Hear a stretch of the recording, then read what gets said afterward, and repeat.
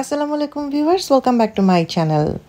আবারও নিয়ে আসলাম দাওয়াতের ব্লগ। আর এই দাওয়াত ছিল হচ্ছে এশাপুর বাসায়। আর এশাপুর বাসায় দাওয়াতের ব্লগ মানে হচ্ছে আমি সব মানে কী আপু রান্না করে সব ছবি তুলি।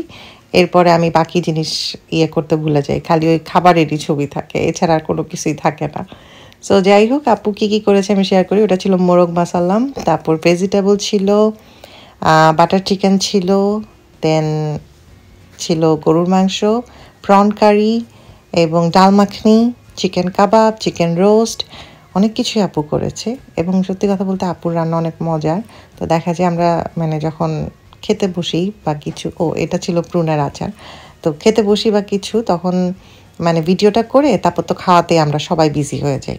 তো খাওয়ার সময় দেখা যায় আর মানে গল্পে গল্পে আর কোনো ভিডিও করা হয় না, কিছু না, টুকটাক ছবি তোলা হয়।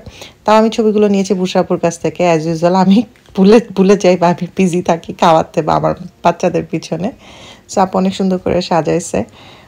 তাই আমি একটা ছবি শেয়ার করলাম আপনাদের সাথে। এটা ছিল ফ্রুট কাস্টার্ড, তারপরে আপু কেক বানিয়েছিল, ব্ল্যাক ফরেস্ট কেক এবং বালুশাই। ডিজার্টের আইটেমগুলো অনেক মজা, ডিজার্ট আইটেমগুলো। আর বালুশাই তো অনেক মজার ছিল, কেকটা অনেক মজার ছিল, বাচ্চারা অনেক এনজয় করেছে।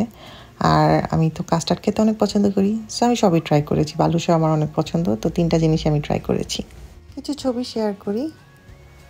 আর যদি ভালো লেগে থাকে ব্লগটা, প্লিজ সাবস্ক্রাইব মাই চ্যানেল এবং অবশ্যই একটা লাইক বাটনে ক্লিক করে দিবেন। আবার দেখা হবে নেক্সট কোনো এক ব্লগে।